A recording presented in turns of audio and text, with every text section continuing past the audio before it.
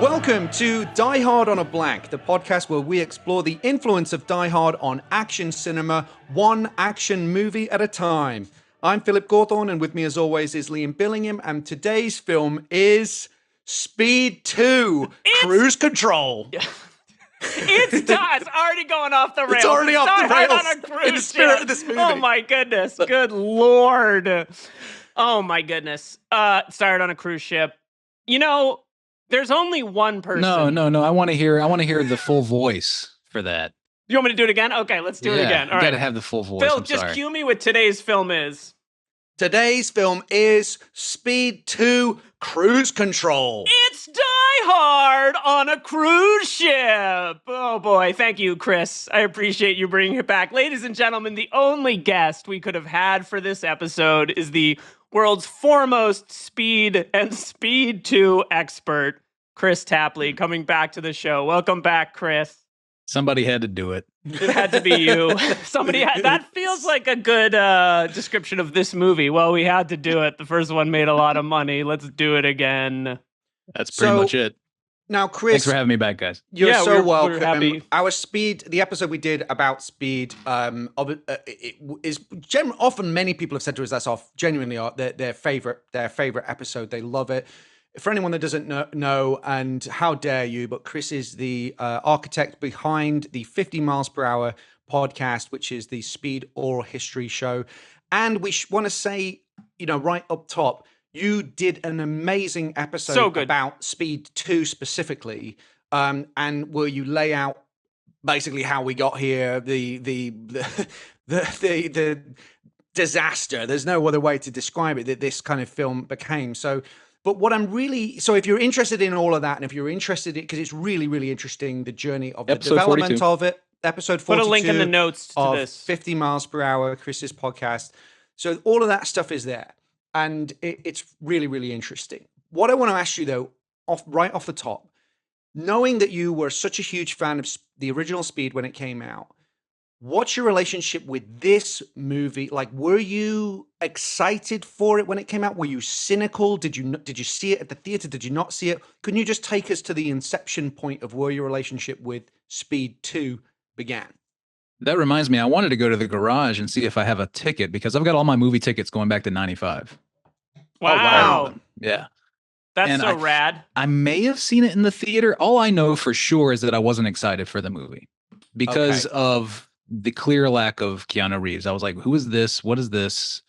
And certainly the premise that we're going to talk about plenty, putting it on a boat. It didn't have the kinetic energy of Speed. And I just generally wasn't excited for the sequel, which is odd because obviously I was a massive fan of Speed. And even then, I mean, I guess in 97, I would have been, 10th grade or something, 9th grade. I just didn't feel excited to go see a follow-up to that movie. It was a sort of apparent from the trailers and the TV spots. Everything just made it clear that this was going to be lesser than.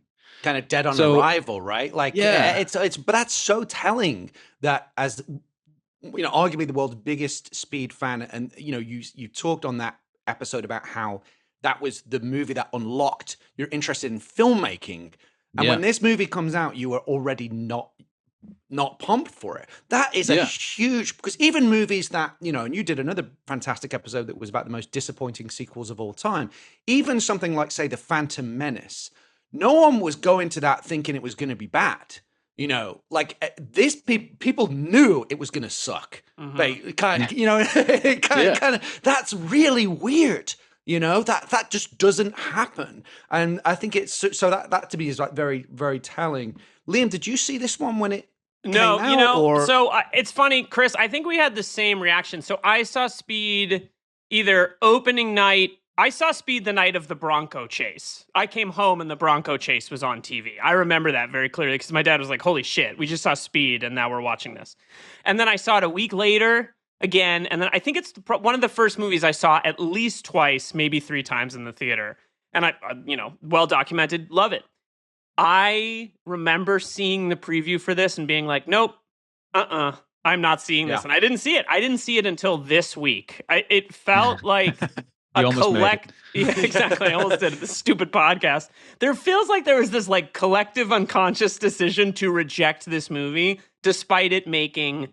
I mean, it didn't do well, but it made $160 million worldwide. So it's people saw it, but no one talks about it. It's memory hold, right? To some extent. Yeah, so yeah. I had no relationship to it until this week, and it took me. It was a hard watch. I couldn't. There's things I actually think could have been great about this movie, but I felt completely disconnected from it the whole time.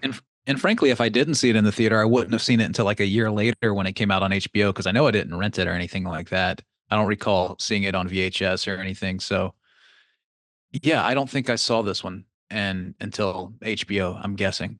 I didn't see it until like 2 weeks ago. And, Kris has been giving me shit about this for months, because when we lined you up for this show, I said, naively, one of the things we try and do on this show is like, let's give this was a foundational tenet of the show. And I literally had a document that was like, when we started the show, every movie gets a fair trial. Right. Was my, regardless of reputation, whether it's Die Hard or Under Siege 2, you come with a fresh slate and we'll give you like a fair shake. So I genuinely thought there must be something some drop I can squeeze out of this film of positivity. And so I'd made this comment to Kris about, look, we'll try and keep it positive. And we will keep it positive in terms of our vibes. But I fucking hate this movie. I hate that this movie exists. I don't have one good thing to say about it apart from Jason Patric's Hawaiian shirt, which looked cool. Other than that, I detest this movie so hard. But Kris, before we move in, and I have a couple of other things I want to say about this off the top about my opinion. Where do you land on this? Can you summarize concisely just how you feel about it and your general thoughts on it? You just put it pretty concisely. I mean, I'll say this much: I was glad to hear that you had such a reaction to it, because it took the onus off of me. I thought I was going to be the guy coming in here just both barrels, and I hate to do that to my friend Jan, my buddy, my friend. But no, I will say it's sort of put well by Mark Gordon in the episode that I did on Speed 2, which is that Jan de Bont didn't have experience developing material. Mm-hmm. Mm-hmm. And this was going to be his show, for better or worse. I mean, it's right there at the beginning. It's a Blue Tulip production. He's on the screenplay. He's thoroughly a part of the creative process here. And it's arguable as to whether he can develop material. He's clearly a fantastic filmmaker. And frankly, there's some stuff in the movie that is fun if it was in a good movie. But the bottom line is, from the ground up, the thing is just ill-conceived.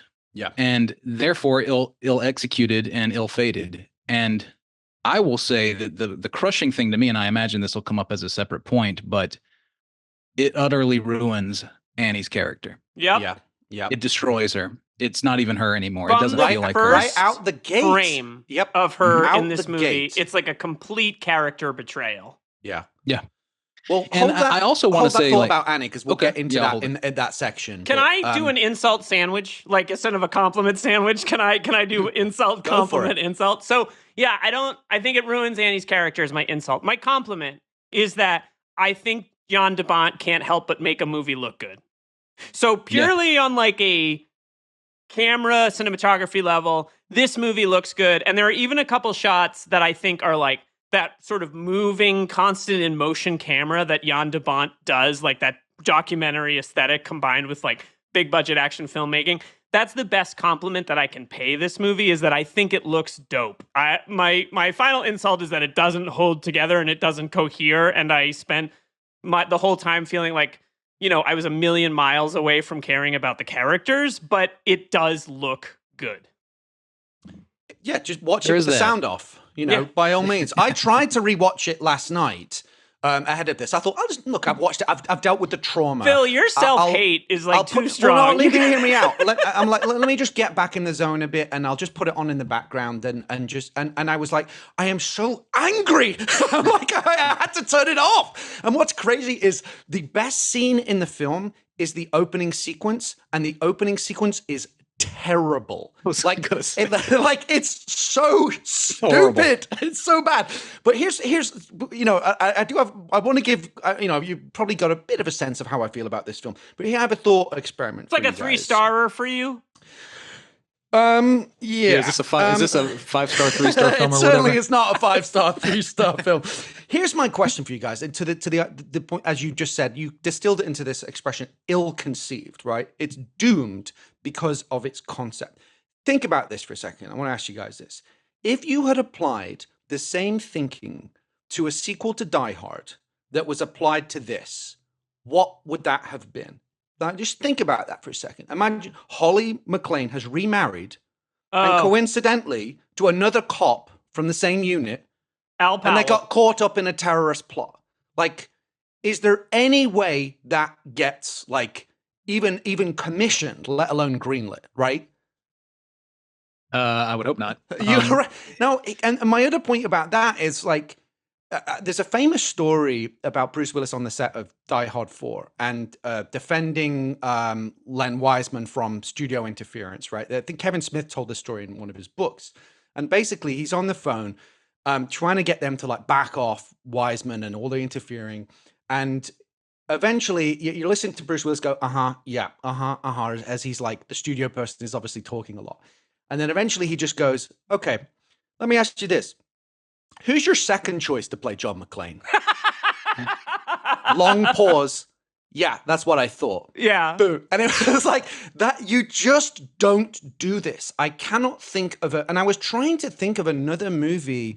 Has there ever been an example of somebody, a recast? I mean, there's two things working against this film that are too fundamental to overcome. One is the concept of a boat, which is not fast, and the other is the recasting of Keanu Reeves, or the not even recasting, but it's the replacement. The replacement. Yeah, those two things together, I think, are just insurmountable. I couldn't think of a single example of a lead character being replaced in a sequel and it working. There were other things like James Bond, characters can kind of come and go.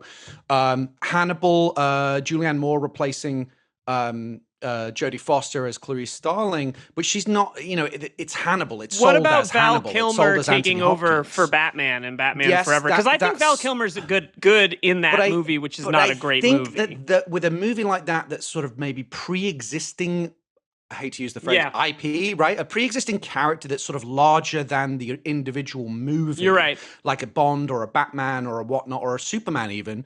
That's a debate that's, we're currently kind of wrestling with in pop culture. I think you can survive it. But with something like this, something like it was so much about Keanu. It was so much about him being so perfect for that character that you just couldn't overcome that. So for me, this movie felt like the experience I had on a visceral emotional level was it was like being forced to watch someone you love cheat on you for 2 hours and 5 minutes, or the feeling of if someone's you have a friend and they get divorced and they're with the new person and you're like, I don't know how I feel about this guy, and that kind of icky feeling, it I felt like such a betrayal. And so, and then the film as itself was just like the cinematic equivalent of a shrug. It was just, I hate this movie. Let's do our fast facts and then we can dig into some of the how and why maybe some of these mistakes were made and perhaps what could have been done differently. But Speed 2 Cruise Control was released in the US by Fox on June 13th, 1997, approximately 1 week after our last film, Con Air, 3 years after the original Speed. Relatively quick for a sequel, at least, it wasn't like it was a long gap. Almost 9 years after Die Hard. Directed by Jan de Bont, produced by Jan de Bont, Steve Perry, and Michael Pacer. Screenplay by Randall McCormick and Jeff Nathanson, presumably written in crayon. From a story by McCormick and de Bont, based on characters created by Graham Yost. Stars Sandra Bullock, Jason Patric, and Willem Dafoe. On an estimated budget listed between 110 and 160 million, it grossed 164.5 million. Some of the, Jan de Bont says in your episode he's still making money off it, which is kind of interesting. Well, Bill Mechanic says it lost $50 million in that same episode, so I don't quite know what to. I mean, there is the notion of like how studios creatively package sales deals internationally, and things come out in the wash. Yeah, maybe. Just a couple quick things. First of all, regarding comic book movies, like we're kind of used to different artist renditions of characters too on the page, so that kind of works. With this, it's like, I mean, clearly it was Jack Traven, and they just changed the name when Keanu dropped out and said he wasn't going to do it. So the problem is, take a step back and write a different movie. Right? Don't just go ahead with the same movie, because he's clearly meant to be Jack. He's, they're still together. They're going to get married. That it's all heading in that direction. Like, he's got the same LAPD boss that Jack Traven has, because there's McMahon at the beginning of the movie. I love him uncredited. He was like, don't put my name on this movie. It's give me the money, but I don't want Joe Morton said he would do it if he didn't have his name in the credits. I can go do 50 plays after this, so I'll take the money. Fine. Totally. Yeah. So I think that's the problem. It's just they needed to take a step back and write a different movie, or just roll with that punch a little better. I mean, to do the same movie and just transplant somebody. It's not even, if I'm Jason Patric, I'm like, come on, no, like we got to do something else. It's not setting him up very well. I agree. And I've thoughts about that in the hero section specifically. I want to ask you guys. Well, one of the notes I wrote down was this originally my cocktail. Yeah, enjoy. It's a little early, but hey, you do you. Wow. It's virgin. Don't worry. It's one of the things I wrote down was this originally supposed to take place a week after Speed? Like, they go on vacation to escape, like, because I think that would work. Like, they go on vacation, because one of the things we talked about in our episode about Speed a while back was like, it's actually kind of a romantic movie, right? It's like, it has this meet cute element. They fall in love. No two actors, I think, have ever had better chemistry on screen. Keanu even says that in your episode. He's like, Sandra and I had great chemistry. And so, like, I would be really into this if, like, the sequel were them being like, let's get out of LA, let's go on a cruise, let's, like, get to know each other. We've known each other for 2 days or whatever, and then this shit happens. And, like, there are even little things. I remember in the trailer, and it's in the movie, when the bomb goes off and Sandra's like, no, keep dancing. Like, that kind of reclaims a little bit of Annie's spirit to me from the original, like, and I remember laughing at that in the trailer, but, like, this movie could have worked in my mind if they got Keanu, and if it's like an extension of them getting to know each other and her kind of being like, I don't know if I can be with this guy. Because she even says in this movie, like, he's what does she say? Like an adrenaline junkie. That's why she left him. Like, I think it's a movie that could work if it takes place right after Speed, and it's a getting to know you kind of, if this is like a before midnight trilogy, this is the second part. I would make a bunch more changes. Yeah, totally. I mean, like, I think the villain's terrible too, and I'm sure we'll get to that. But that whole element is absolutely will. The leeches. You guys talk about We've got to talk about the Christ leeches. Here's the other thing, though, I want to say about this, and which brings us very nicely into our next section, which I'll cue you up for, Liam, in a moment. But there was a concept explored for a Die Hard sequel that derived from this spec script that I believe was called Troubleshooter. That eventually, where it was basically going to be this. It was John and Holly on a cruise, and terrorists took over the cruise. But it was rejected because it was like the pop culture had evolved. You think they did Die Hard 2, which was basically, the same shit happens in a similar scenario. It was an evolution, but it was broadly the same. But by Die Hard with a Vengeance, which is 2 years prior to this, right? Remember, we did a whole episode about all of these other concepts that were explored for Die Hard with a Vengeance that were rejected by the same studio, by 20th Century Fox, because they were like, this is just repetitious. And the cruise liner thing that many people had tried to crack as a scenario for terrorism didn't work. They were able to do it with the script Dreadnought that ended up becoming Under Siege, the original Under Siege, right? That's a very different kind of movie. Works like gangbusters, but this cruise ship thing just fundamentally didn't work. So I just think it's interesting that they were behind the curve in this, like, trying to make this concept work. And I think, as you were saying, Chris, Jan de Bont just had so much clout off the back of Speed and Twister, that 1-2 punch of gigantic, big spectacle, blockbuster movies, that he felt he could just power this thing through. But ultimately, it was doomed. But let's move into our section where we just pinned some of this stuff down as to why we're talking about it in the context briefly, of Die Hard. I just wanted to say a movie that does work in that way with a cruise liner is Juggernaut from the 70s, which was actually a movie that Walter Parkes and Laurie McDonald mentioned that they kind of referenced in the kind of development of the Speed screenplay. And I believe it turns out that in that movie, the bad guy is a jilted former police guy, and that's kind of what led to Howard Payne being who he is and stuff. So good movie, Juggernaut. Cruise liners are hard though, and that concept of a potential Die Hard concept, I was going to ask you guys about because you would know more about it than I do. Was the writer of that script, Troubleshooter, one of the writers credited on Speed 2? Did it even extend that far? I don't. Okay. I certainly don't. I'd have to. I mean, I'm saying off the cuff without fact checking. No, because Troubleshooter was it was a concept that was considered for Die Hard 3 that was ultimately, I think, abandoned. So I don't think it had any bearing on this. So but I could be wrong. I'd have to. Yeah, I'd have to double check. But I think that. Right.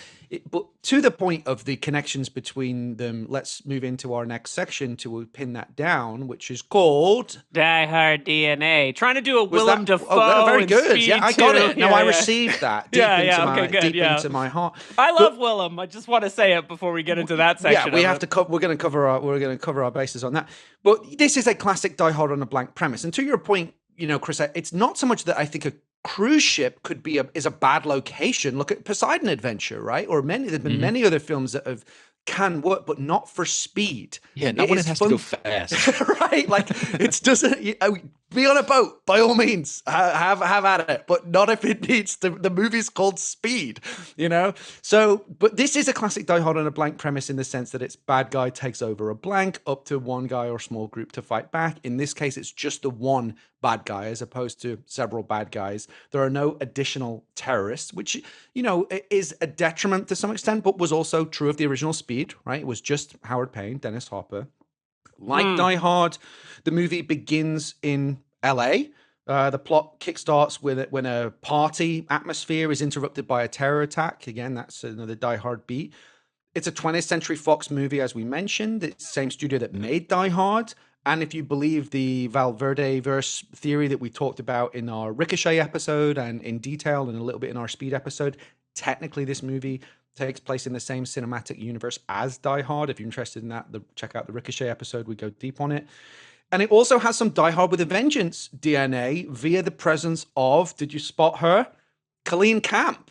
Yes. Who plays, of course, Connie Kowalski. Isn't she great? She was one of my few bright spots in this. Just to explain, so she plays Connie Kowalski, one of the other detectives in McClane's unit in Die Hard with a Vengeance, and here she plays a character called Debbie, who is one of the passengers on the ship, and she's sort of very memorable, isn't she? And chatty and there's a bit of a who's who of Die Hard on a blank previous. Well, no, I guess we didn't cover on In the Line of Fire, but In the Line of Fire, one of the actresses in this movie is the woman who gets killed by Malkovich in her home in The Line of Fire, right? She was from Minnesota. Real who's who. You shouldn't have been from Minnesota. There's a real who's who of actors in this movie that kind of come from this tradition, including Friends, one that I bet's going to come up on the quiz, but we'll see. And the final one being, that I have, and I want to kick it over to you guys. Of course, it's directed by Jan de Bont, who, lest we forget, was the director of photography on a little movie called Die Hard. Any other connections or thoughts that you guys spotted that maybe I missed between this and? I think that covers it. I think we're already kind of bending over backwards a little bit.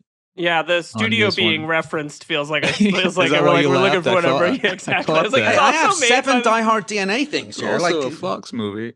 And that's a great get out of jail card for me. That's how I was able to do True Lies. I'll give you one other, which is that maybe this isn't even, but the crew on this ship doesn't trust Jason Patric at first, right?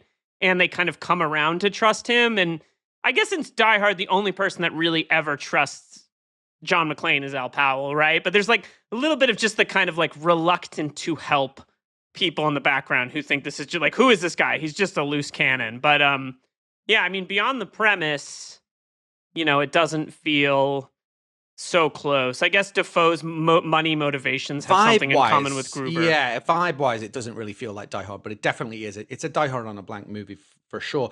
But we will dig into all of that. We're going to dig into Anatomy of an Action movie, and we're going to put this film on blast, on trial. Like we've been really chill with it so far. But we're going to take it to the next level after this quick break. And we're back with our next section of the show, Anatomy of an Action Movie, where we explore the tenets. We live in a Twilight world. There are no friends at dusk. Premise being the first one. We're not getting in a tenet. We're not going down a tenet rabbit hole. The first tenet of Anatomy of an Action movie is the premise. Oh gosh. Okay, so the premise of Speed. Deep breaths. Keep dancing. Keep dancing. Okay. Woosah. Okay. Serenity now. we're while on a vacation cruise in the Caribbean with her new boyfriend. Oh, even saying it's like it's painful. Alex Shaw, played by Jason Patric. Annie, Sandra Bullock, and Alex find themselves caught up in a nefarious terror plot orchestrated by John Geiger, Willem Dafoe, a disgruntled computer programmer seeking revenge on the shipping company who abandoned him when he became ill due to their work conditions. Geiger healthcare commentary? Right. I totally sympathize with the guy. Geiger seizes control of the cruise ship's computer systems and threatens to destroy the vessel and everyone on it, so the ticking clock becomes, can Alex and Annie solve the problem and foil Geiger's plan before the cruise ship crashes? Not exactly there's a bomb on a bus, if it goes above 50, it blows up. Or, like the clean simplicity of Speed that we talked about in that episode is the best premise ever. This is just so unwieldy, even, right out the gate. Tell us why. We sort of touched on it, but digging in a little bit more detail, why is this such a terrible premise? Well, I think it's this weak attempt to mirror what happened in the first movie, having this jilted villain, this guy who wants to get revenge on his work scenario. It's like it's such a lesser than attempt to do that again. And can you imagine being the guy who sat down and came up with this shit? Okay, so he wants to get revenge on the shipping company, and he's got. What could have happened? Oh, he's got copper poisoning. Yeah. And then we'll get leeches. We'll get leeches, and he'll have to put leeches on himself. What rabbit hole did this writer start to go down? To this point, and we try and keep away from anything political on this show, but this stuff literally felt Trumpian to me. It was like they're leeches. The Democrats say that the leeches are gonna cure the copper. The wind causes the copper. They're eating the copper inside of me. It's that level of crazy. Yeah. Like the idea that the computers cause copper poisoning, which can be counter-cured by leeches.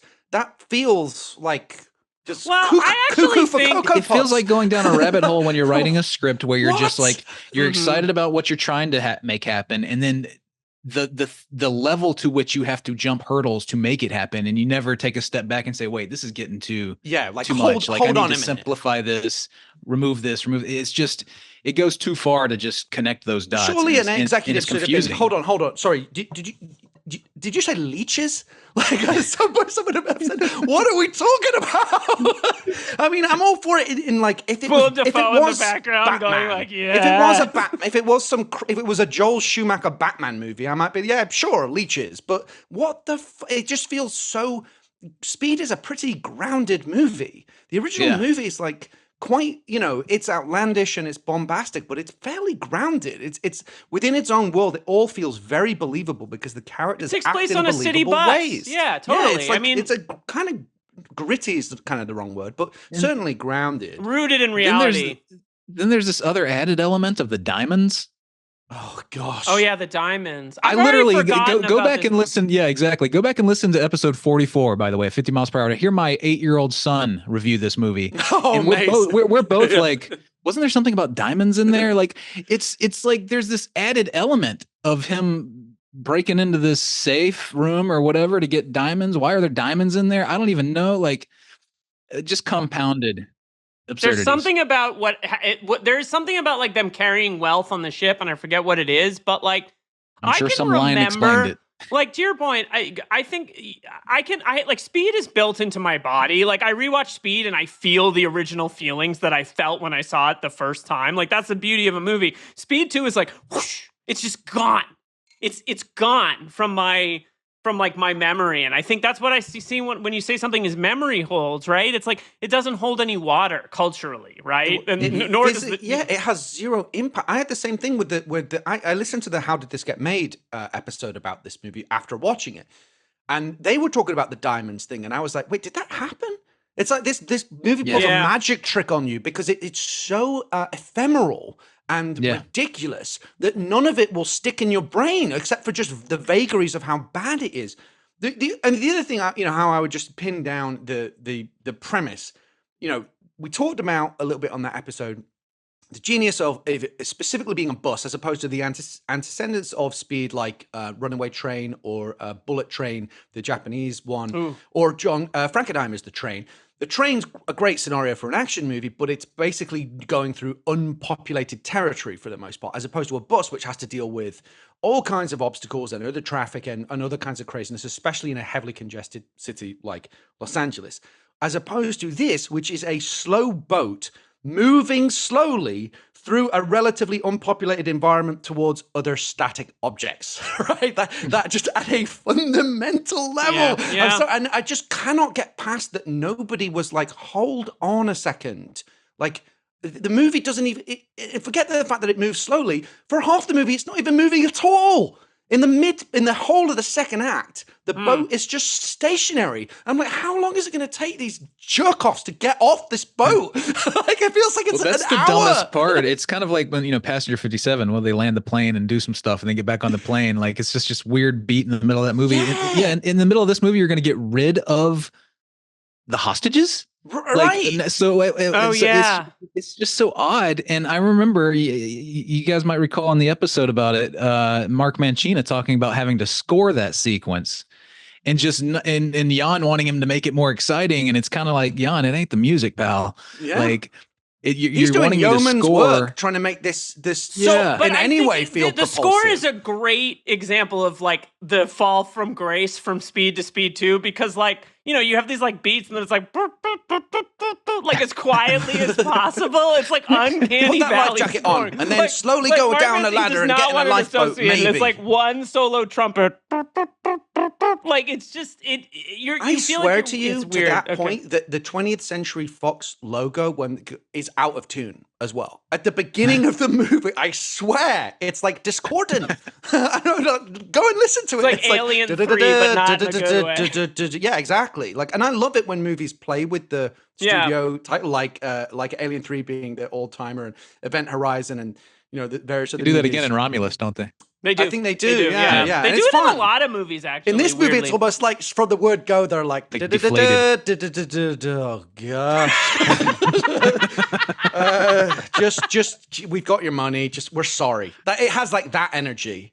Yeah. The other thing about this movie that I think is interesting are, and you'll know a lot about this because I'm sure you've interviewed all of these people, are one of the things that can be fun about a sequel are the fact that other characters find ways to reappear, right? Like, and in Die Hard 2, pretty big contrivance and coincidence that Dick Thornburg and Holly McClane happen to be on the same flight, right? But within the world of that movie, you just kind of, you don't really question it. It's fun. You go with it. But I found that like contrivances in this movie really just eye-rolling. Like that bit where the character Susan Barnes as Constance, who is the lady from the elevator in the original Speed, appears and kind of as one of the passengers randomly. Different character, but right? And is like, oh, I think I've experienced something like this before. And it just doesn't have the fun of the Dick Thornburg. You're just like, really? Yeah. And there would have been more. I mean, he wanted to get Alan Ruck back, and Alan said he couldn't do it because he was going to do Spin City. Yeah, he wanted needed to get those residuals. Thank God Good he for made him. that choice. He'd been still making money off Spin City. That's what he said. He literally said, I dodged a bullet. Patrick Fischler, he tried to get back from the elevator sequence, but after having done Twister and being kind of stuck out in the middle of nowhere on that movie and waiting every day, he just didn't want to go through the Jan de Bont gamut again. Can I compliment Jan de Bont? Because I don't think this is a good movie. I think it looks good, like I said, but like I do think it's on like a meta level. This is like a fascinating movie of like a guy makes a movie that kind of everyone doesn't expect to explode. He makes like an action movie masterpiece, He's an artist through and through. And then like this is sort of a great example of like a lone artist against a machine, right? Like, because he doesn't, development isn't his thing, right? That's what Hollywood exists in theory, to develop movies in a great way. And when you're this kind of like, you know, Dutch cinematographer who's gone on and made like 2 banger movies, like it's sort of an interesting David v. Goliath kind of situation, because he's trying to make a good movie, and he's like overwhelmed. If David had a giant fucking ego coming off a Twister, I mean, like, fair enough. To be fair, I mean, I love the guy, but like you ask just about anybody who was sort of disinvited from this one, Graham Yost, Mark Gordon, he wanted it to be his thing, and he just showed that it's not his thing to do this, to develop this material. It is interesting that, you know, it's a subtle but key distinction that being a great filmmaker doesn't necessarily mean that you are a great producer, storyteller. And that might seem so counterintuitive, but it's sort of 2 different skills. You know, you talk extensively on 50 Miles Per Hour about the amount of rigorous development and other top writers that came on. First of all, Graham Yost has this incredible concept, develops it, and then you have Paul Attanasio's pass on it and Joss Whedon's pass on it and the dialogue punch up, and you pass through all of that in incredible detail. But that script was put through the ringer and was, you know, turned into speaking of diamonds, you know, something that was perfect, you know, so that when you actually go and shoot it, all of that stuff is there, and then it's enhanced by all of his brilliance in the casting and all the rest of it. But they're actually not just because you can direct doesn't mean, you know, you can develop and write material. The other thing I want to say about this film, though, that I found very strange, and then we'll move on to our section about the heroine, is the tone. I found that I'm expecting like Adam Sandler and Jennifer Aniston to rock up in like cargo shorts and be like, okay, guys, like it felt like a Netflix vacation comedy. You know, it's like, where's Rob Schneider as the wacky waiter? You know, it's the tone of it is really strange, especially once they're on their ship, and it kind of is established. And this will bring us into our section about the heroine, because so Sandra Bullock is Annie. You know, from the opening scene, she has been established in the previous movie as highly competent, highly intelligent, and most specifically, an incredible driver. Driving a bus is not easy, right? She is a brilliant driver. She is cool under pressure. And then this version of her is like ditzy rom-com, you know, like, I mean, Sandra Bullock is so amazing that even in this, with nothing to work with and all of these portrayals, she's still funny, luminous, charming, you know, just still a great movie it's star. Just not the same. Like, but it's just not the same thing. That opening scene where she's doing the wacky driving test, I'm like, what is this? This does feel like a broad comedy. You know, it's like the MTV Movie Awards sketch or something. That's send out speed. And she's also she becomes this sort of damsel who is so like just caught up in the stuff going on with Jason Patric. I did not put myself through watching this again last night, so I'm trying to remember. But like, you know, the stuff about the marriage and everything, it's just like she's so not strong. Whereas in Speed, she's so strong. Yeah, she's you know what really I mean? sidelined, isn't she? She's so sort of passive in it. She's in Speed. She's literally driving the action. In this, it's like, you're here too, and it's all about this guy who we are predisposed to dislike because he's replacing a character and an actor that we felt a relationship with. It's literally like when like a girl brings home a boyfriend and the parents liked the previous boyfriend a lot, and the new guy is like this like pale imitation. Like, it really has that vibe. With no disrespect to Jason Patric, who I think in the right role is a good actor. But this is just like you can feel it in his eyes, in his beautiful eyes. This guy is like, this isn't it. Well, let's talk about it. I think he could it. actually reprise this role, but I'll talk about that. Yes, I'm excited. We'll come to that. We heard your interesting Let's announce it today. Because I don't want to. I literally don't have a bad word to say about Sandra Bullock. So, you know, I think she does a great job in an impossible set of circumstances. And I don't think it's a bad performance or anything. I don't think she does anything wrong. I think she's just, you know, drowning, not waving. You know, through no fault of her own. She's just stuck in this situation. Let's talk then about, I think maybe she could have spoken up. She could have spoken up. I mean, I was thinking about this today. Like, I don't want to act like I mean, she's fantastic. She's beyond reproach, but she doesn't escape responsibility here. You're I right. think. I mean, She's she was still early young in her career, though. Yeah, Yeah, does I'll she make that have the point. juice, you know, to like really at this point in this Maybe 10 years later she would have I think known so. Yeah. the moves to make there. But and this is the guy who made her a star, basically. So you're gonna kind of defer. But I just feel like she had to know that this character had suffered on the page and that it was just not going to turn out. Maybe she was just too, you know, maybe she was too nice in this situation. That's you know, certainly maybe you possible. need to throw your weight around a bit. She does a seem bit- like a the bit more, nicest but woman who's yeah, ever lived you in know, Hollywood. So and Angel. she's Yeah. just not. Absolute angel. She's just maybe just not that kind of person that would be, you know. Maybe she's too much, you know, too much of a people pleaser. Or There's a who- reason she who doesn't want to knows? talk about the movie to this day. So Well, I have nothing bad to say. I genuinely have nothing bad to say about her. On the other hand, let's talk about the second hero, Jason Patric as Alex Shaw. Again, he's given an impossible job. And like, you know, Jason Patric's been great in a bunch of other movies Rush? where like Rush, Narc, Narc. Yeah, I forgot about Narc. What's the I like Narc. noir that really put him on the map after the 1990 noir from the Jim Thompson or novel? did you say Rush? I said Rush. After Dark, My Sweet, or something. Oh, like yeah, that, yeah, right? yeah, Like right. he's really amazing in that. But it's a impossible job, but it's a terrible casting decision. And not just the replacement of Keanu, which is a terrible decision, period, but specifically this actor. And I was thinking about who one of the people that they had explored was Matthew McConaughey, who is up and coming at this point in his career.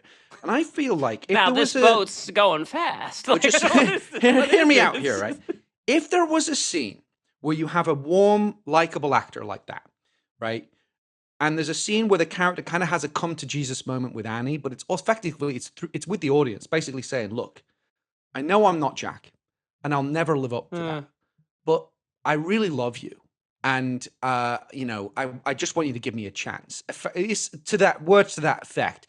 And you had a character that maybe and again we use these horrible reductive terms, that was maybe more of a beta male that feels so intimidated by the ghost of Jack Traven, as it were, as this ultimate macho, badass, adrenaline junkie, can-do guy. And he feels kind of like, how can I ever live up to that? And then he had to rise to the moment, maybe with the right actor and a different scenario that it still would have sucked, but it wouldn't have sucked this badly, you know. But to make him the same, to make him a facsimile, SWAT guy, badass alpha type, and the fact that Jason Patric, who is very insular as an actor, comes across a little bit cold, and he's worked brilliantly in parts like with that, but not. It has to be that was just doomed upon doomed upon doomed, This was sort of the movie where he decided, okay, I'll try to be this guy. And it's just not the movie to try that with, man. Like to fill in for that character. Yeah. Yeah, some of that might have worked. But then it's like, can you find an actor who would want to do that? Because it's literally a role defined by another actor and in its very narrative essence. And I don't know that, good luck finding an actor who might even want to do that. I think part of the problem was finding a young actor to do this. It was at a time when young action stars were not a prevalent thing, much as was an issue with casting Speed. And someone speaks about that in the movie. I mean, in the episode. So it was just sort of who they were left with, and it came down to the wire. Jan talks about how the start date was looming, and they were doing these tests with Jason and Sandra, and it was clear the chemistry was so-so. But the thing that Jan says in that episode that is funny to me, he says, because I asked him, what would you do differently? And he says, well, you have to have the cast lined up first and foremost, right? And I'm thinking, no, you cast Dennis Hopper 2 weeks into shooting on Speed. That's true. Like sometimes it's alchemy, right? That comes together and makes a movie sing. So it's not necessarily that. I think it's probably a string of things. But I always just thought that was interesting because it's not as clear cut as we have to have this person lined up. You might want to have your actual star of the movie lined up, right? But because the everything villain else Dennis Hopper being around, cast later is different. But it's a cornerstone of the whole thing. You just cannot. If Keanu is not on board, you just can't make it. Like I said, it goes back to the Bruce Willis thing. Who's your second choice for Jack Traven? You just don't do it. You know what you should have done? It had never been done either. Never been done successfully. This is what they should have done. Why does she need a co-lead? Yes. Why can't she be the action heroine of the movie? That would rock. Yeah. I mean, that's what's happening here. That's who you're carrying over. That's the star you're bringing along from the first movie. Why do you need to supplement Jack Traven at that point? Figure out a way to make her the hero, full stop. But this was obviously at a time where they weren't thinking about things like that. Yeah, and she's gone on to do incredible work in those types of characters. The other thing that I just feel and we'll move on, but Jason Patric, even with all of these things working against him, I still really dislike the character's actions. First of all, he lies to her about his job. So that's like so convenient. It's like a screenwriting football. It's like, I mean, the idea of that whole opening sequence is so terrible. We're supposed to believe a motorcycle can't outrun a delivery truck by the magic of Mark Mancina, right? And the editing of the way. And you're also supposed to believe that it crescendos in the same place where her driving test crescendos. Like that whole nonsense. It's almost like a screwball comedy that's toned wrong. Like that's kind of what I also wrote down. What is that delivery truck doing that requires an LAPD SWAT team to set up a roadblock to intercept them? Yeah. Stealing computers. Yeah. Which is apparently enough to be on the news as well. Like the computers have been reported to have been recovered. I'm saying to my wife, oh, thank God they recovered the computers. We can sleep tonight. It's just so you held crazy. a vigil for those computers. I remember. I was really worried about it. I need to turn on the news and know what's happened to those 5 stolen computers that were made by NEC. But yeah. I have to know. But the other thing is that there's a scene where Patric and Sandy are either side of this glass door, and there's a grenade on the door, and he's trying to walk her through how to defuse this grenade. And I'm thinking, isn't this the woman you love? She's going to blow her fucking hand off. Just take the death at that point. Like, that is so unlikable as a character choice to be like, no, you need to fiddle with it. She's gonna get maimed or killed. So even within the fact that all of these other things are sort of doomed at the inception point, the choices along the way are terrible and ill-conceived. But the one thing I will say is I do love his Hawaiian shirt, and he looks good in the movie, and he's a very fine actor. Just totally wrong for this. Let's talk about the villain. Why? No, I don't know. I got to stop this. Willem Dafoe as John Geiger. I've talked enough. Say your pieces about. Let's start with Kris. What do you like? You're following up Dennis Hopper, an amazing villain, amazing performance, an iconic actor. Willem Dafoe goes beyond saying how incredible he is, and the body of work he's done over the last 30+ years is, as to use your phrase, beyond reproach. However, your thoughts on? I think he's terrible in this. Actually, I think that Willem Dafoe is a fantastic actor, but my hot take is that he's given his share of terrible performances over his career. There's just some times where I just think he misses. And I don't think that the script was doing him any favors here, but good Lord, this is a bad performance on top of a bad role. I think about the moment where he kills the captain a lot. It's so ham-fisted and weird and just like what he's saying. And that's the moment where he's ostensibly supposed to be giving his motivation. Yeah, he spells out his motivation for no reason. To this guy who has no idea who he is or what. It's like, I got nothing to do with that, bro. Yeah, he's like, what are you telling me for? Like, no, it's for them. Like, he points at the camera. And he kills him in the dumbest, weirdest way. Like, that captain's so goes out like such a bitch. Like, just like slams that thing into him and he falls over. And I'm just like, okay, well, I don't know. As I said, it's just this poor attempt to imitate kind of the motivations of Howard Payne in a sense, and have that connectivity. I don't know why you feel a need to have that connectivity. Just bad. The golf ball stuff, like having there's just that. So much bending over backwards to have something unusual in the script that just well, and I'll double down on your point, faded Chris. out a lot on this one. I'm sorry. If the character is unusual, and then you cast an actor who's who got nominated for an Oscar for playing a maybe Count Orlok in Shadow of the Vampire, like he really clings to weird roles. That's why he's so good in like Wes Anderson movies, right? So like if you double down on this is a weird character with a weird actor, it's like a little bit too much. Whereas like maybe if they'd cast a more stoic-minded, smaller actor, it could have been rooted in something. I also would say that the movie never gives him what a bomb is, Jack. It's a cheap watch. It's a cheap watch, right? Like they don't give him that like elemental angst that. Well, that's Hopper because I don't think so Joss Whedon had a big hand in this. I know he did some work on it, but not to the level he did on Speed. And a lot of that flavor in Speed, whatever you think of Joss Whedon, you owe it to his work because he gave it that kind of pulse. Totally. This movie doesn't have that pulse at all. I'll say one last thing about Willem Dafoe, which is I saw Willem Dafoe on stage when I lived in New York a couple times in like weird avant-garde theater stuff. Wooster Group stuff, and Richard Foreman stuff. And he was always incredible, even if the plays are weird. And I just have to say, if this paid for him to do 15 of those, go for it, Willem. Go like, via condidios. Yeah, exactly. It's like how Joe Morton was like, I did it for the money. Like, absolutely. It's one of those kind of. He was interestingly part of the search for Howard Payne too. They went out to him for Howard Payne. And we as just well, talked about Con Air and how he was auditioned for Cyrus the Virus. But that thing is, versus Howard Payne, he just doesn't feel powerful. Willem Dafoe auditioned. Apparently, for Simon West he read in for 1997. According to the research I did, him, Tom Sizemore, and Mickey Rourke all read for the part. Bruce Willis was offered. I guess he just didn't find it beneath him to read for the part. Yeah, I mean, chemistry reading or whatever, or they just want to see him in that, how he would perform those lines. I don't know. But he was at this. This was, remember, we have to remember this is pre Green Goblin, right? Like I think we think, but it's post Platoon. Sure.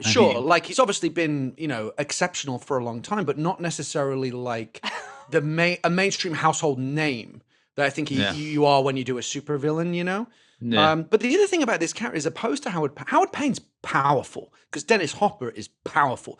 This guy is like weak and pathetic. I actually feel sorry for him. You kind of want him. You got screwed, and I kind of want you to succeed, but that's just not the energy you want for your villain in a massive. I think about him at the end of the movie, in the plane chase, and he's like, she starts to get away, and he's like, Annie, you're supposed to be my hostage. Yeah. What the fuck was that? I'm laughing because I started thinking about a movie that I abhor, Boondock Saints. I hate it with the Fire of a Thousand Suns, but I just thought about the moment when he goes, "There was a firefight." Oh yeah. Like, he's capable of, and that was the other one I thought of where I'm like, ooh.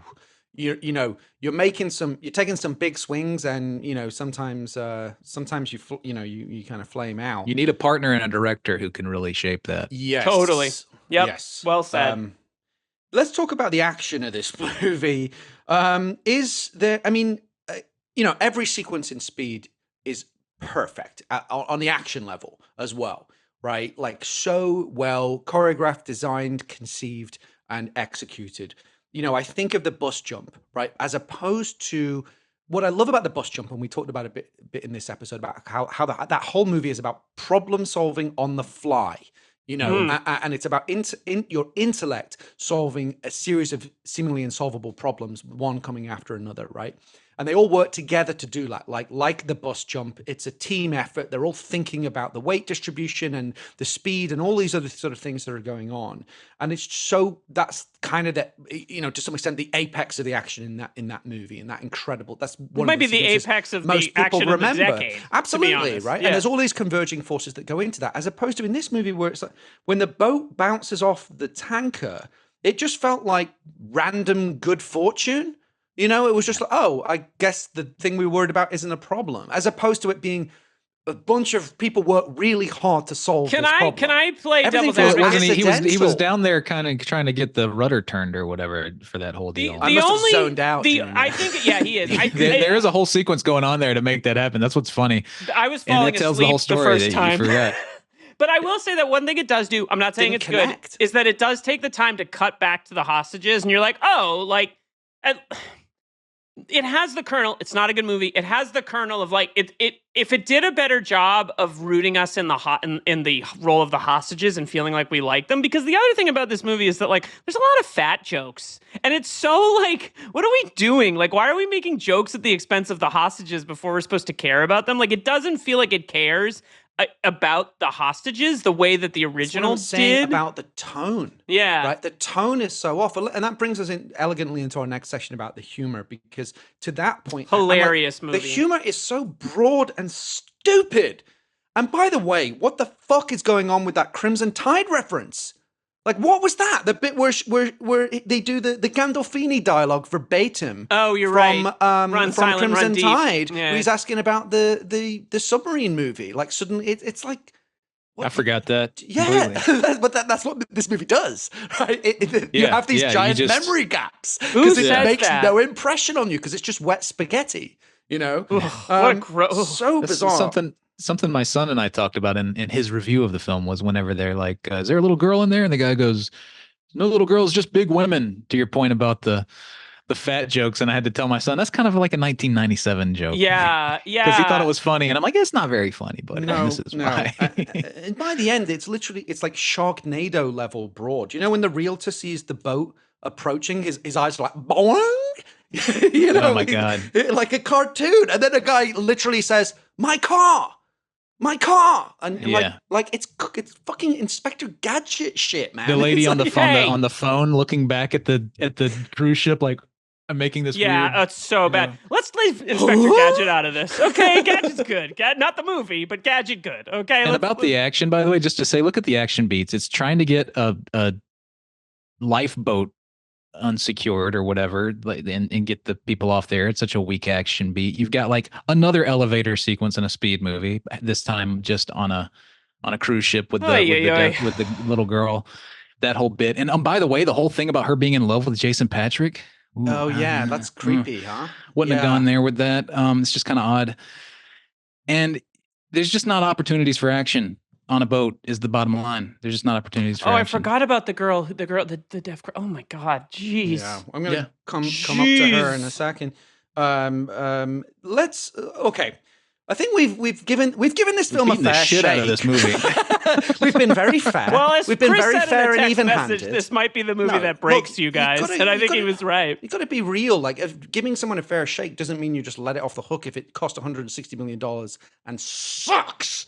Let's move on to the Die Hard Oscars. We'll get out of our Hawaiian shirts. Water or like maybe some blood pressure medication? I'm good. I just like saying that because I'm channeling that bit in with Kim Coates in Bad Boys that I think about a lot, where he goes, "Oh yeah, well I'm a stand-up comedian and I suck, so I'm gonna need your car." I need your car. So I just think about that. Great. That is really good. I'm putting the sunglasses back on. I'm following Tapley. Let's go. Let's do it. Let's Nicholson this shit. Okay, the Die Hard Oscars, aka the Action Movie Awards. Our first category is, I'm going to ask for your silence at this difficult time, the John McClane Yippee-Ki-Yay Award for Best Line. And our nominees are...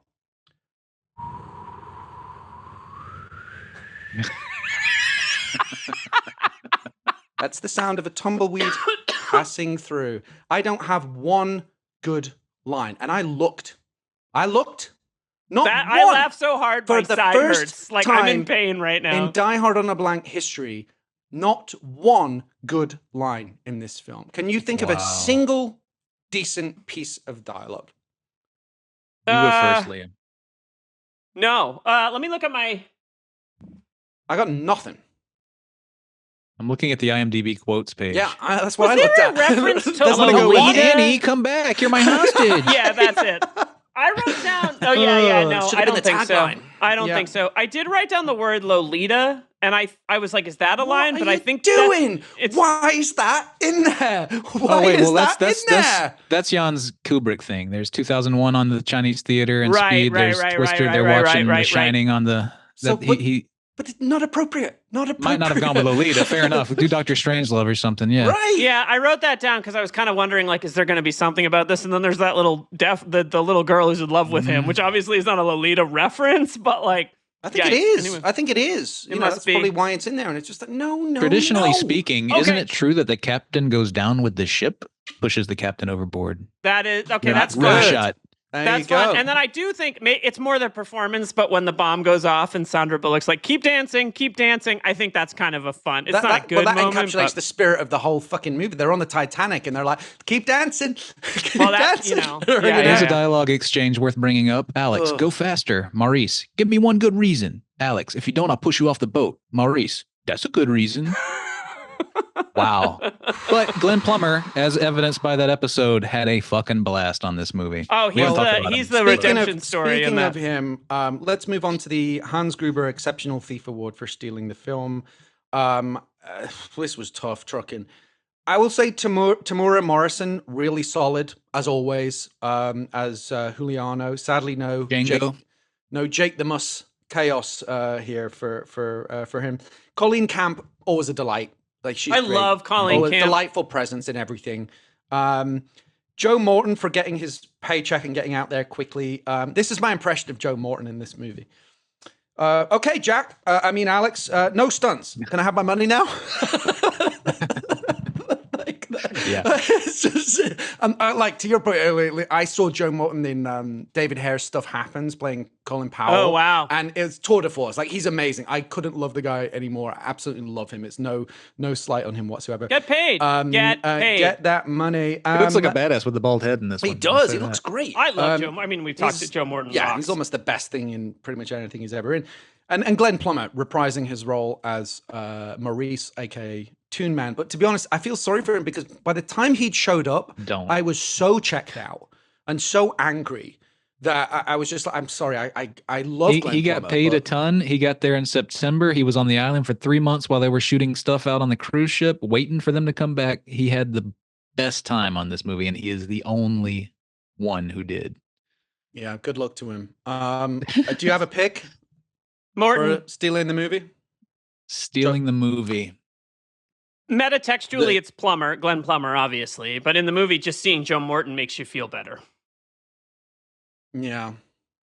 I'm going to say it's the Brit who recently passed away, I believe, poor guy, who has to count down from like 13 knots all the way down to 1 over the course of about Merced. 30 minutes. He keeps cutting back to him, and he's like, 10 knots.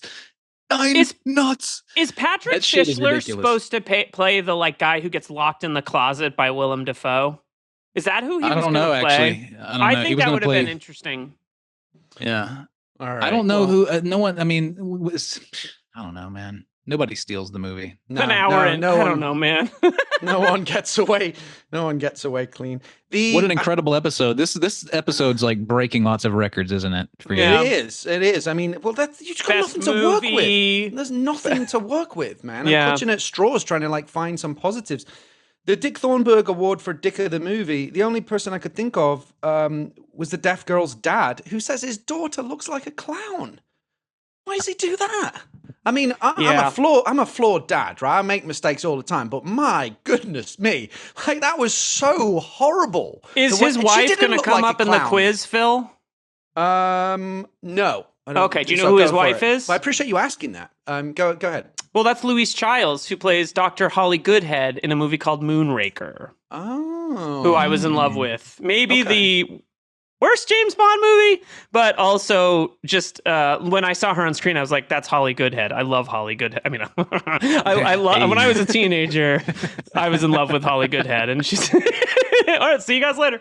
No, she's wonderful. And I couldn't believe she's in this movie. Wow. Is it worse than Speed 2? Is Moonraker worse than Speed 2 or Speed 2 worse? Speed 2 is worse. I mean, Speed 2 is worse than Moonraker. Speed 2 is the worst thing ever. All right, Best Death, presented by... No more table. Next time you have a chance to kill someone, don't hesitate. I don't know. I don't know. That was kind of Seagal-esque. I thought you might do a Willem Dafoe riff. There's only What's his name again, the character? John Geiger. That you're doing there? Marco. Oh, Marco. Yeah, even Marco doesn't want to be a part of this. Yeah, Marco's like, I'm on a boat somewhere else. You're my hostage. Annie. You're supposed to be my hostage. Why are we sounding like Arnold Schwarzenegger now? What happened? I only have one best death because actually I think it's a weirdly like not much of a body count. But again, I watched it in somewhat of a fog because I was so mentally furious. I think I went. I think the best death is the Speed franchise. Is actually the answer to this question. Yeah, right. The hopes for Speed 3. Yeah, exactly. Taking it out the back and shooting it in the head. Best death is put it out of its misery. Willem Dafoe, the captain dies. Willem Dafoe dies. Yeah, isn't that it? Presumably, a lot of people on the island die when the boat hits it, but the movie doesn't go there.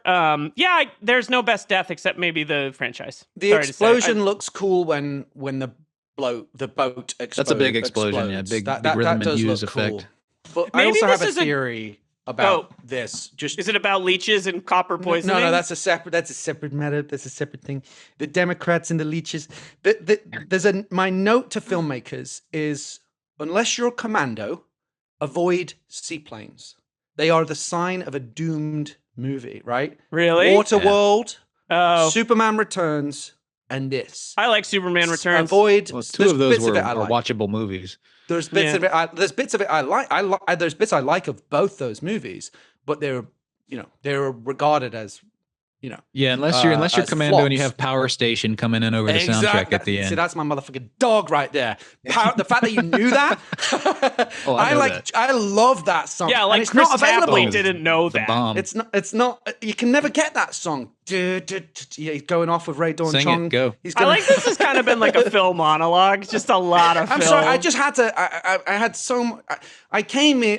The sad thing is, I really wanted there to be something in this film where I could be like, there's got to be something here with this level of these craftspeople, these actors. Yeah, of course. This franchise, this budget. There has to be something. And there just isn't. Well, can I ask, this I actually feel like might be a good moment for, Kris, your theory about Speed 3. Because, I'm not a fan of the I'm not a fan of the Spider-Man movie where Andrew Garfield shows up. But, I appreciated that on a meta level, they kind of, found a way to make those movies feel part of the series and kind of vindicated that character. And I think your idea for Speed 3, based on what you've told me, would potentially make this movie feel like it's actually a part of the canon as opposed to a memory hole sequel. Well, my thing is I just hate it when you just ignore a sequel. It's like, I'm sorry, man, you made the movie. It's there. It's part of the world. It's part of the fabric, and you got to deal with it somehow. And I think it's kind of set up. And this is my pitch, if anyone at 20th Century is listening. The sunglasses are killing this. This is amazing. I'll say this. I actually emailed this to Graham Yost, and I told him straight up, I want no remunerative, anything if this ends up in a Speed 3. I told him outright, this one's free. But don't ignore the sequel. And I would make Alex Shaw the villain of Speed 3. I mean, my take would be Jack Traven is bearded, maned, he's lost. He was this thrill seeker, right? And all of that drove Annie away, as is stated in this movie. It was kind of a coping mechanism, right? He never got over Harry. And 30 years later, he's still not over it. He doesn't have the job anymore. It was forced retirement. There's no more thrills to seek, right? Right. And, he's got his gold watch, put it that way. And then Alex Shaw, he had Annie. He lost Annie because of Jack Traven's shadow. And Alex left the force. He was no longer a policeman. He went into politics, City Hall, kind of was more his speed. Which is why we do video. The money, the women, the power, district attorney, council. We meet him in this movie, Speed 3, as mayor-elect. But before Alex Shaw can take LA's highest office, he has one last score to settle. That's how we rope in Jack Traven with some kind of concept that I can't figure out. Because here's the thing about Speed 3. Typically, the narrative underpinnings of a movie like this are easier to conjure than the character stuff. The character stuff you work on and you kind of have to work through to make it into something substantive. This movie, I feel like I could come up with the character stuff easily. I have no fucking idea what the premise of Speed 3 would be in terms of action. It's really because you hard cannot to come duplicate up with it. Yeah, If it's a plane or a train, you're on a train or a plane for just extended periods of time. It's not like Speed with a bus where there's like danger lurking at every intersection, you know? It's not as breakneck, and I have no idea what that concept would be. No, it's and it's interesting hard. that Graham himself had some ideas for Speed too that we didn't talk about, but like he had an idea of one on a boat that would have been like these phosphorus-based explosives, and they're going through the South China Sea, and there's a typhoon, and so there's I thought that. some of those were interesting in your episode. Yeah, he had an idea about a plane that couldn't go below a certain altitude, and it's flying through the Andes. So there's that. But again, I just at a certain point, you're going to have to cut between the characters, and someone's going to be in a passive environment. The thing about Speed is everyone's in the active environment from the get-go, and I just don't know what that premise would be. I have no idea. It's so hard. I literally at one when this was on the collective mind, and we were talking about it, and you were talking about it, I was thinking my mind got busy with it, and I literally was like Googling vehicles, like list every type of vehicle, and I couldn't come up with any concept that would work. It's just, you know, maybe sometime, although, you know, I loved your idea for Speed 3 and bringing Alex as the villain. Let's make him the villain. Great. I think that's great. And Jason Patric will be happy to get that phone call. He played a great villain in The Losers, which was, you know, he can do that kind of stuff, and it'd be great. He's more suits that actually, I think, than an action hero. But you know, there's also an argument to say that sometimes the movie's so perfect, it's just a closed loop. You know, it doesn't necessarily need it. It doesn't. This Speed is just so hard to replicate. But that said, a Speed 3 sequel, I'd be well up for if they crack the concept. Let's take our last break and wrap things up real quick with the Double Jeopardy trivia quiz. And we're back with our final section of the show, the Double Jeopardy trivia quiz. By the way, you just remind me because you dropped something into the chat. Bizarrely, on my drive home today, that car that Annie's driving, the yellow like weird Volkswagen thing, I swear, and I took a photo of it. I'll share. I love that drove photo. past me. It drove past me. There was one, like, how you never see those cars. Really weird. Yeah, normally it's just Cybertrucks in this neighborhood. Yeah, like the Cybertruck that cut me off the other day and pushed into the Keep Clear section, but it's very on brand.